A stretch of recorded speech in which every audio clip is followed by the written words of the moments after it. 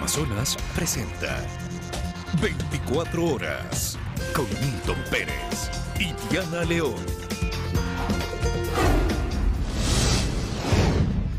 Empezamos. La presencia militar se intensifica en puntos estratégicos como en puertos y aeropuertos del país. El apoyo incluye inspecciones. Vámonos para que Astrid Singre nos cuente detalles en el puerto sur de Guayaquil. Astrid, buenas noches.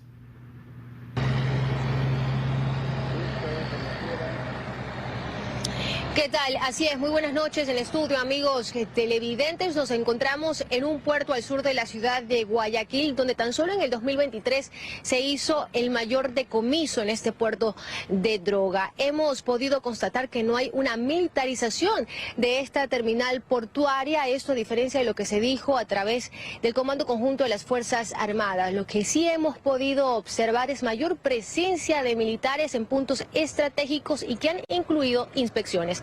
En el siguiente reportaje le contamos dónde. Los puertos del país son la principal puerta de salida para el envío de droga. Según información de la Policía Nacional, el 75% de la droga que es enviada a países como España, Países Bajos y Bélgica sale por esta vía. De ahí que en las últimas horas se ha observado mayor presencia de militares como parte del Plan Fénix. Así se vio este lunes el puerto de Manta, con fuerte contingente de las Fuerzas Armadas. Con igual movimiento se observó el aeropuerto José Joaquín de Olmedo de Guayaquil, donde también se hicieron inspecciones. Se prioriza aquellos aeropuertos que tienen una característica de mayor riesgo y sobre la base de ellos se da la protección a los mismos. Por ejemplo, el aeropuerto de Quito, por supuesto, también está con un dispositivo similar. En el caso de las terminales portuarias, el narco ha perjudicado más al banano, fruta en la que más se ha camuflado la droga. Y poco más de 2 toneladas de droga fueron incautadas frente a las costas de Manabí. En ese operativo, 22 personas fueron detenidas. La operación se realizó a 200 millas náuticas al oeste de las costas de Manta, en la provincia de Manabí. Ahí las Fuerzas Armadas y la Policía Nacional interceptaron una embarcación acompañada de 7 lanchas. Cuando las autoridades revisaron las naves, encontraron 85 bultos. Tras realizarse las pruebas del caso, la policía confirmó que en su interior había clorhidrato de cocaína, poco más de 2 toneladas de alcaloide. Es una prueba preliminar homologada o PPIH que determina con reactivos químicos que da positivo para sustancias sujetas a fiscalización. 22 personas fueron detenidas en el operativo, una de ellas es extranjera. Estamos recibiendo los detenidos que vienen con el guardacosta para que sean puestos ahora en la autoridad correspondiente. En este caso, Fiscalía y la Judicatura a través de la Policía Nacional. Los detenidos ahora están a la espera de la audiencia de formulación de cargos. Atención, sobre las 18 horas el presidente de la República envió a la Asamblea Nacional su cuarto proyecto de ley urgente económica en menos de 2 meses de mandato. El proyecto de ley busca la recuperación de activos de origen ilícito, además la transparencia en la contratación pública. Vámonos con Karen Aro para que ella nos explique más del contenido de este nuevo proyecto de ley. Karen, buenas noches. Hola Milton, Diana, amigos televidentes en casa, buenas noches. En efecto, pasadas las 6:30 de la tarde, el presidente de la República, Daniel Noboa, envió a la Asamblea Nacional el cuarto proyecto de ley económica urgente. Está ya en manos del legislativo y será la unidad técnica legislativa justamente la que defina cómo está constituido. Se trata, como ustedes ya tienen en imágenes, del documento que fue enviado al legislativo de la Ley Orgánica de Urgencia Económica para la recuperación de activos de origen ilícito y transparencia en la contratación pública. El documento, en su artículo 1, plantea que esta ley tiene por objeto extinguir los beneficios económicos asociados a la criminalidad, promover el fortalecimiento de la economía, la promoción de la seguridad ciudadana y la búsqueda de la justicia, así como mejorar la transparencia y la concurrencia de la contratación pública. Es importante indicar que este es un extenso documento que consta de 35 páginas y tiene 66 artículos. Además, reforma al menos 3 cuerpos legales: el que tiene que ver con la Ley de Extinción de Dominio, el Código Orgánico Integral Penal y la Ley de Contratación Pública como tal. Milton, Diana, es importante tomar en cuenta que en manos de la Asamblea Nacional está en trámite, justamente inició este lunes el tercer proyecto económico urgente que tiene que ver con el alza del IVA, así que habrá que ver con lo procedimental qué decisión toma la Asamblea Nacional para el trámite de el mismo. Es la información a esta hora, compañeros. Continúan ustedes con más información. Que tengan una buena noche. Buenas noches, Karen, gracias por la información. Y en Esmeraldas todo vuelve a la normalidad, el comercio se reactiva después de varias jornadas de violencia. Además, 48 privados de la libertad se dieron a la fuga. 4 días de tensión vivió la provincia de Esmeraldas, luego de varios hechos delictivos registrados en la ciudad. Ahora todo vuelve a la normalidad. Los comerciantes han abierto sus puertas en un 90% y las personas han regresado a realizar sus actividades. Gracias a Dios y agradecidos también con lo que están llevando al Ecuador, que le dé más fuerza, y también militares, policías, todos. Estamos agradecidos porque hay bastante cambio que ha sido, porque realmente no podíamos ni salir, ni vender nada. Es así que junto al general de la policía Renato Ceballos sobrevolamos la ciudad para evidenciar los operativos que se han incrementado en los últimos días. Según el uniformado, la ciudad ha retomado la calma gracias al trabajo conjunto que se realiza permanentemente. Hemos inmediatamente la Policía Nacional intervenido, equipos tácticos, apoyo aéreo, apoyo de blindados, se ha trasladado a la provincia de Esmeraldas justamente para empezar toda una intervención como operativo en conjunto con Fuerzas Armadas. La madrugada de este domingo, gracias a la Iglesia Católica, las Fuerzas Armadas, en coordinación con la policía, ingresaron a la cárcel de varones y realizaron una requisa por todos los pabellones, donde en esta intervención se obtuvieron importantes resultados. Teléfonos celulares, sustancias también sujetas a fiscalización. Porque esto vamos a controlar para que este recinto funcione con toda la seguridad y se realicen las actividades correctas para tener la paz. En un comunicado, el Servicio de Atención Integral a Personas Privadas de la Libertad, SNAI, confirmó que este 15 de enero, 48 reos se fugaron de la cárcel de Esmeraldas y que hasta ahora solamente se ha logrado recapturar a 5 de ellos. Desde el día lunes 8 de enero que se desató la ola de violencia hasta la fecha, las fuerzas del orden han capturado a más de 20 personas relacionadas a todos los hechos terroristas suscitados en esta ciudad. No obstante, las clases se mantienen de forma virtual y las instituciones públicas continúan en teletrabajo. En Cuenca, las actividades comerciales empezaron esta semana con normalidad. En este punto, todos los locales atienden ya. Completamente activadas están las actividades comerciales y productivas en Cuenca. Visitamos este lunes el Mercado Feria Libre El Arenal, uno de los lugares más concurridos de la ciudad, y todos los locales están abiertos y atendiendo al público. El movimiento va mejorando. Claro que tuvimos 2 o 3 días que verdaderamente fueron cero, pero bueno, ya poco a poco, desde el día sábado hasta hoy, ya va activándose y normalizándose la situación acá. Cada cosa que pasa siempre hay un sistema de alarma donde avisa cualquier cosa que esté pasando aquí. Hay tensión todavía, sin embargo el país no puede parar. En eso coinciden todos los ciudadanos. Toca seguir trabajando y la ciudad no puede detenerse. Y gracias a las autoridades y a las buenas autoridades que tenemos, Cuenca sigue adelante. En el centro histórico la situación es similar. La zona comercial, bancaria y pública atienden con regularidad.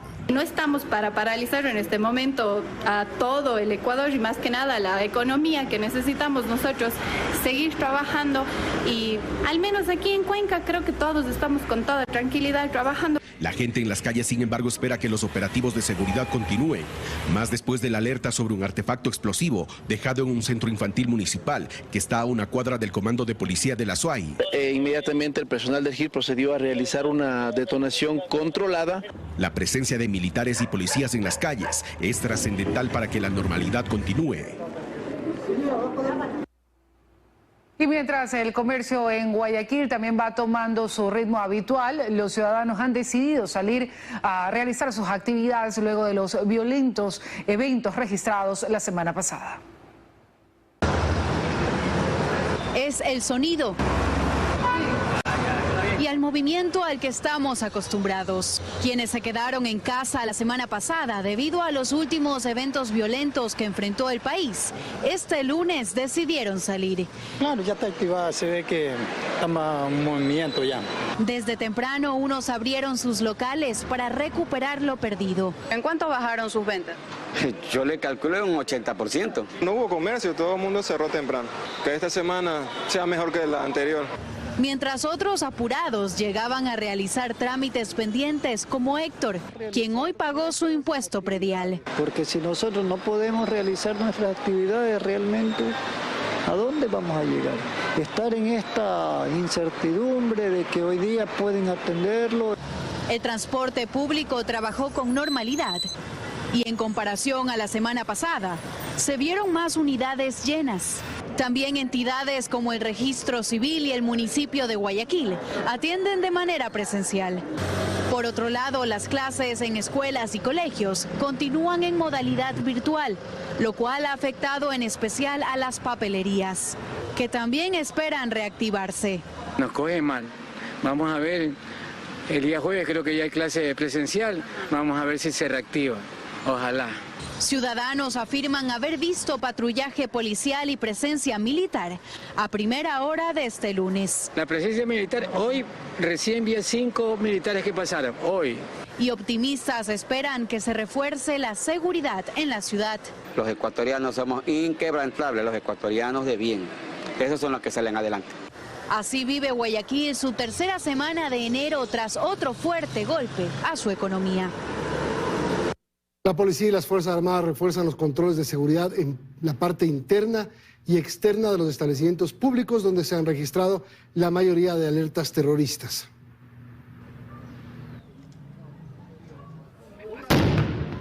...31 alertas sobre atentados explosivos se han registrado en una semana en la ciudad de Quito. De ellas, 16 han sido efectivas y detonadas a tiempo por la Policía Nacional. Cuando identifica este tipo de objetos, no tocar, no mover, no abrir. Cuando estemos realizando estos aislamientos, necesitamos la comprensión. Esa es parte de ya la cultura de seguridad que nosotros tenemos que empezar a implementar. Pero además de haber neutralizado a tiempo estos ataques, la policía ha logrado capturar en delito flagrante a 16 personas vinculadas con estos actos terroristas. Sobre todo algunas que no explotaron, por ejemplo, acá en la UPC San Martín. Nosotros encontramos inclusive 2 personas que fueron detenidas el mismo día en ese mismo lugar que querían completar la operación. Fueron encontrados con arma de fuego y material de emulsión explosiva. Según el comandante del Distrito Metropolitano de Quito, las organizaciones delictivas señaladas como terroristas también intentan infundir pánico en la ciudadanía a través de falsas alarmas. Varias mochilas y maletas han sido colocadas intencionalmente en lugares públicos como paradas de buses y estaciones del metro de Quito. ¿Cuántas alertas han tenido ya hasta el momento? Esta sería la primera alerta dentro de las estaciones. Tenemos dos alertas anteriores, pero en superficie. Esto se dio en Quitumbe, que también se descartaron. Y precisamente aquí es donde se han intensificado los operativos de seguridad. La policía, a través de sus unidades de investigación, perfilan a ciudadanos sospechosos en estas zonas transitadas, mientras que las Fuerzas Armadas ejecutan los operativos CAMEX en los sectores más conflictivos. También hay agentes desplegados en las instituciones públicas que este lunes abrieron nuevamente sus puertas bajo estrictas medidas de seguridad. Instituciones que en estos días irán atendiendo los trámites pendientes como turnos y agendas establecidas. Y más de 1.500 personas fueron detenidas en los operativos como parte del Plan Fénix ejecutado en territorio nacional. Joana Ramos nos cuenta más de estos resultados. ¿Qué tal? El Plan Fénix sigue en curso y vamos a revisar cuál es el balance que ha dejado hasta ahora el trabajo de la fuerza pública. Del 9 al 15 de enero se han realizado más de 15.400 operativos en todo el país. Producto de estas acciones se han llevado a cabo 1.530 detenciones, 158 por terrorismo, han dicho las autoridades. También durante este tiempo se han dado 41 operaciones contra grupos terroristas y 5 terroristas resultaron abatidos. 11 policías han sido liberados, mientras que se ha logrado incautar, escuche bien, más de 570 armas de fuego y más de 13.000 municiones. Además, se han logrado recuperar más de 360 vehículos. La última operación en las cárceles logró la liberación de 201 guías y personal administrativo de las cárceles. Casi una semana de trabajo entre Policía Nacional y Militar que al día de hoy ya empieza a dar resultados. Y una semana después del decreto de conflicto armado interno en el país, el 111, la Unidad de Garantías Penales especializada en delitos de corrupción y crimen organizado registra el ingreso de 101 casos que están en manos de los jueces.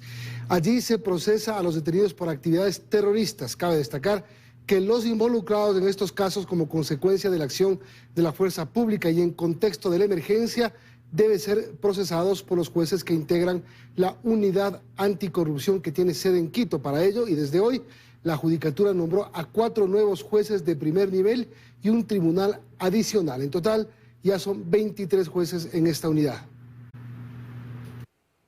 El ministro de Defensa y el alto mando de las Fuerzas Armadas acudieron este lunes a la Comisión de Seguridad de la Asamblea. En una sesión reservada entregaron informes detallados de lo que ocurre en el país en el marco del conflicto armado. Detallaron las acciones que se han emprendido para retomar el control en las cárceles y contrarrestar los ataques. Hablaron también del presupuesto que necesitan y del equipamiento que hace falta para manejarse en las calles.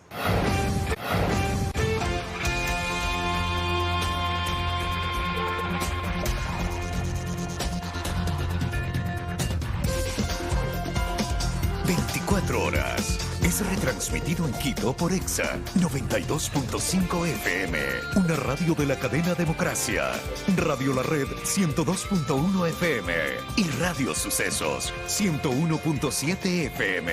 En Guayas y Santa Elena por Forever Music 92.5 FM, RTP Radio 96.5 FM en Guayas y Santa Elena y 98.7 en El Oro.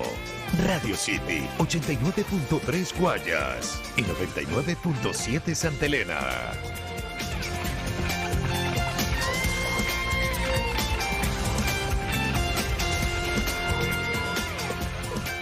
$1.020 millones anuales costaría mantener las operaciones militares para enfrentar el conflicto armado interno que vive el país. Por eso, el ministro de Economía asegura que la única forma de financiar la guerra es incrementando el IVA. El ministro de Economía, Juan Carlos Vega, y su equipo justificaron este lunes en rueda de prensa la necesidad de incrementar el IVA al 15%. Sostienen que esta es la única forma de financiar la guerra interna que vive el país. El ejercicio de mantener un esfuerzo de guerra puede ser de aproximadamente $1.020 millones para sostener las operaciones que actualmente se han identificado por parte de las Fuerzas Armadas. Si se incrementan 3 puntos al IVA, anualmente se lograría recaudar $1.306 millones. Si el proyecto de ley es aprobado en la Asamblea, el cobro iniciaría en marzo y con ello el monto bajaría a $1.071 millones. Según esta cartera de Estado, el IVA es un impuesto de fácil recaudación y que no afecta a los más pobres. Todos los alimentos fundamentales de la canasta básica no pagan IVA. Los medicamentos no pagan IVA.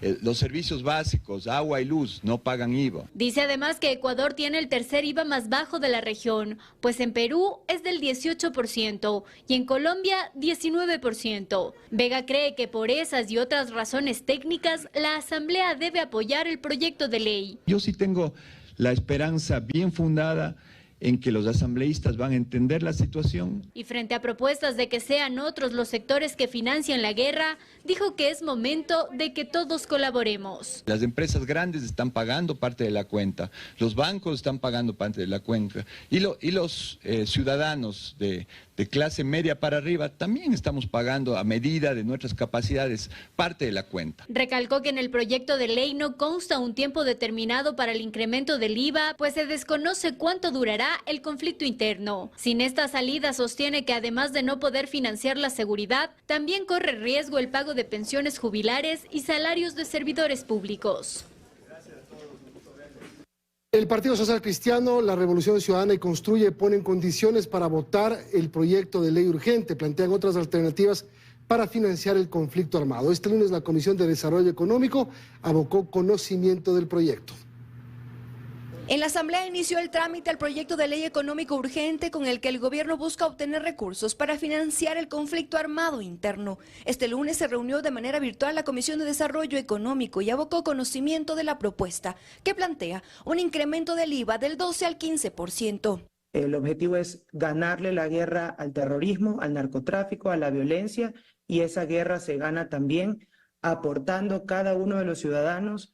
Cuando el proyecto llegó, la gran mayoría le dijo no al incremento del IVA. Ahora le ponen al menos 3 condiciones. La primera, quieren conocer cuál es el presupuesto que necesita el gobierno para financiarse. La segunda, que se establezca un tiempo de duración del incremento. Y la tercera, que los recursos se usen solo para seguridad. Para evitar que existan desviaciones claras del recurso económico, una cuenta única, una temporalidad específica. En el Partido Social Cristiano su postura de no incrementar impuestos se mantiene. Tienen lista la propuesta de que se cambie a una contribución especial y temporal. Depende también cómo la presente la planificación del gobierno, porque puede ser un año, quizás puede ser 2 años, pero no puede ser permanente, porque también se está beneficiando a otros sectores que no es el momento. En la Revolución Ciudadana, en cambio, las alternativas pasan porque se grave un impuesto especial y temporal a la banca, las telefónicas y las grandes empresas, pero no el IVA. Los únicos que han ganado en los últimos años han sido los bancos. Nosotros estimamos que tendríamos la recaudación de promedio a los 4.000 a 5.000 millones de dólares. Los legisladores de ADN están dispuestos a recibir todas las propuestas, aseguran, y que salga de allí una sola, pero en consenso. Estamos prestos a que en un debate en la comisión pertinente pues se pueda ver opciones. El gobierno es un gobierno abierto a todo tipo de opciones que se puedan presentar. Pero la idea central y el espíritu de esto es ir encontrando soluciones que ya realmente puedan dar una ejecución concreta a toda la problemática social que estamos viviendo. El plazo de 30 días para tramitarla está corriendo. Y la situación económica del país es crítica. Por cada dólar que existe en la caja fiscal hay 25 dólares de deuda. Por ello, las autoridades del Frente Económico sostienen que se analizan todas las medidas posibles para evitar un escenario peor. Belén Merizalde está en el estudio para informarnos más cifras que detallan este panorama económico. Hola, ¿qué tal? Sí, empecemos por revisar el déficit fiscal con el que cerró el país en 2023. Este sumó 5.373 millones de dólares, cifra muy similar al primer año de pandemia. La preocupación del gobierno es que no se registran ingresos que permitan cubrir los gastos y las deudas. Por ejemplo, las cuentas indican 4.547 millones de dólares en atrasos. De ese valor, el 49% corresponde a la seguridad social, 24% a los gobiernos autónomos descentralizados, otro 24% a proveedores y 3% consta como otros. Y aunque el gobierno asegura que busca hacer ajustes en el gasto, el 90% corresponde a salarios de médicos, profesores, militares, policías, jueces. Escuchemos lo que dijo al respecto el ministro de Economía, Juan Carlos Vega. Pone en riesgo a todas las instituciones y a toda la economía del país de forma importante, incluido hasta la dolarización. Si es que no se toman las medidas, se siguen acumulando atrasos, seguimos con flujo de caja deficitario, tendríamos problemas adicionales de pagar a la seguridad social, a los gobiernos autónomos descentralizados, nos complicaríamos en los pagos de sueldos del sector público y obviamente esto complicaría todo el funcionamiento de la economía y entraríamos a riesgos que no los queremos ni siquiera pensar. A esto sumemos que el riesgo país supera los 2.000 puntos y con todo el panorama que tenemos no hay la capacidad para acceder a créditos internacionales. De allí que las medidas que se han tomado buscan de alguna forma hacer que el barco no se hunda. Entre esas medidas están las autorretenciones a 510 empresas grandes, incluidos los bancos, con lo cual se obtiene 1.300 millones de dólares. La remisión tributaria que dejaría 546,6 millones y además se mantiene el ISD en 3,5% y no se redujo al 2%. A esto habría que sumar, dicen las autoridades, el incremento del IVA al 15% y solo así se podría solucionar en algo la situación fiscal. Con esto me despido. 4 jueces de la Corte Nacional de Justicia terminan sus funciones la primera semana de febrero y a la par Iván Saquicela dejaría la presidencia del organismo. En ese escenario la Corte se quedaría cada vez con menos jueces titulares y el riesgo de acefalía. El camino sería la prórroga en funciones hasta retomar el concurso para jueces. La primera semana de febrero será crucial en la Corte Nacional de Justicia, que tiene por ahora a 15 jueces titulares de los 21 que la integran.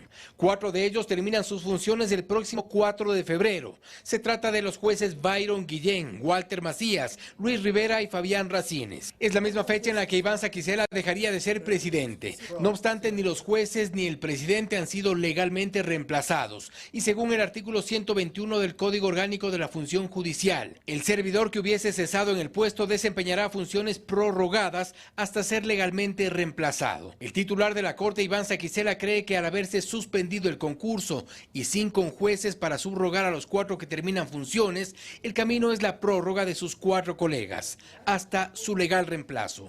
Si es que hay las elecciones, hay la posibilidad jurídica y democrática de elegir el presidente o presidenta de la Corte. No está en crisis la Corte Nacional en la medida en que se aplica el derecho. En este escenario, la Corte seguirá con los 15 titulares, número suficiente para convocar a la elección del nuevo presidente del organismo, pues Saquicela termina su periodo el 5 de febrero. Existen 2 posibilidades, una que se extienda esta prórroga hasta que puedan elegir presidente, o en su defecto que se prorrogue el presidente actual de la Corte Nacional.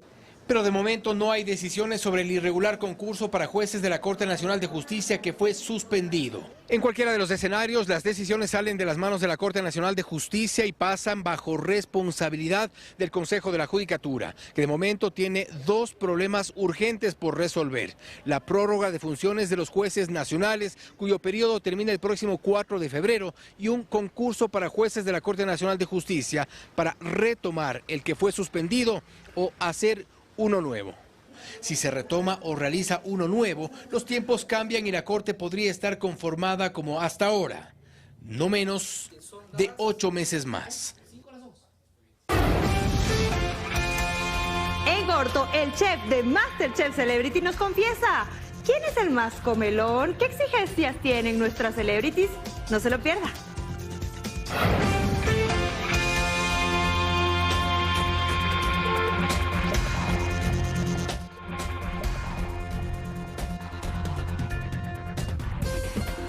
Méndez es carismático y trabajador. Vitamina A, B, C, todo el abecedario. Alejandra es una ejecutiva de alto nivel. No acepto un no como respuesta. Pero el destino cruzará sus vidas de golpe. Hasta que la plata nos separe. Pronto, por Teleamazonas. Ustedes, los que saben que los sueños de los ecuatorianos se cubren con los mejores techos. Saben que los proyectos se sostienen con los productos de la más alta calidad. Saben que el único recurso que necesitamos para transformar el futuro es nuestra gente. Y queda claro que los que saben que Adelca lo tiene todo. Techos, tubos, perfiles, varillas, clavos, alambres y mucho más. Adelca, el progreso que nos une. Como estaban en descuento, Marta no se pudo aguantar las ganas de comprar cosas que no necesitaba, ni mucho menos Sultán. ¿Hambre de promos? Mejor ven a saciar la KFC antes de cometer una locura. Wow Bucket, 8 presas más papa frita grande por tan solo $14,99. Una promo de esas para chuparse los dedos.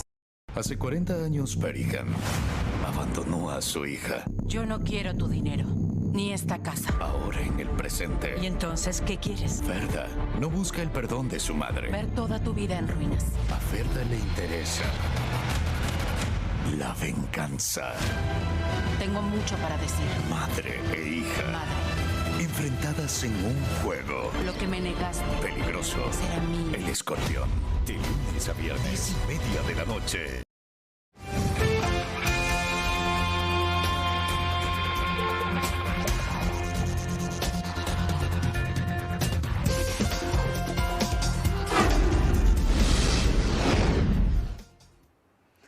Ecuatorianos en el exterior rechazan la violencia en el país y a través de movilizaciones y convocatorias masivas solicitaron a los gobiernos de Italia, España y Estados Unidos cooperar para combatir el crimen organizado que afecta a Ecuador. Alcibiades Onofre desde Nueva York nos tiene un informe.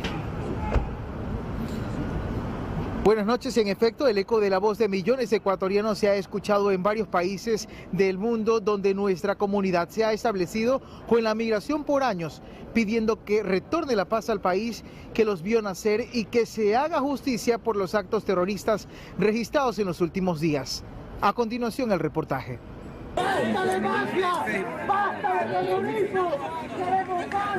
En Italia y algunas de las principales ciudades de este país así protestaron en contra de la violencia de los ecuatorianos. Queremos la paz. El pueblo unido jamás será vencido. En español e italiano, durante la concentración en Milán, los compatriotas hicieron sentir su rechazo contra aquellos que le han hecho mucho daño al Ecuador.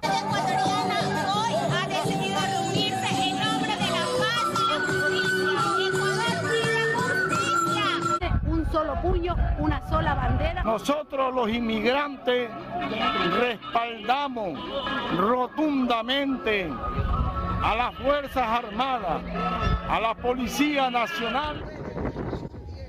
De igual manera, en Estados Unidos, la plaza principal de Corona Queens en Nueva York fue el lugar de concentración de los compatriotas que elevaron plegarias sin importar las temperaturas congelantes de la época. Te pido perdón por mis hermanos, por Ecuador, mi país. Padre, perdónanos. Ten misericordia, bendito, maravilloso Jesús. En medio de la ola migratoria de los últimos tiempos a Estados Unidos, muchos migrantes sostuvieron que llegaron huyendo de las extorsiones y sicariatos. A mi marido le desvalijaron todo la lubricadora. Porque somos un pueblo de paz, queremos la paz, queremos vivir en paz. La viva voz ecuatoriana también se escuchó en Barcelona, España. La situación es desesperante y pedimos al señor Noboa que se mantengan las medidas que ha tomado, porque son las medidas que realmente pueden sacar al país de estas mafias. Miren, señores, aquí ondea la bandera ecuatoriana en plena Puerta del Sol. Los ecuatorianos concentrados para apoyar desde lejos nuestro país. Y en la capital, Madrid, corearon el himno nacional. Y tu frente radiosa, más que sol contemplamos lucir. ¡Viva la Ecuador! La comunidad ecuatoriana en el exterior está a la expectativa sobre estos hechos y manifiestan que respaldan el accionar de militares y policías aplicando el rigor contra los terroristas. Hasta aquí nuestro informe, seguimos con más en 24 horas. Buenas noches, Alcibiades, gracias.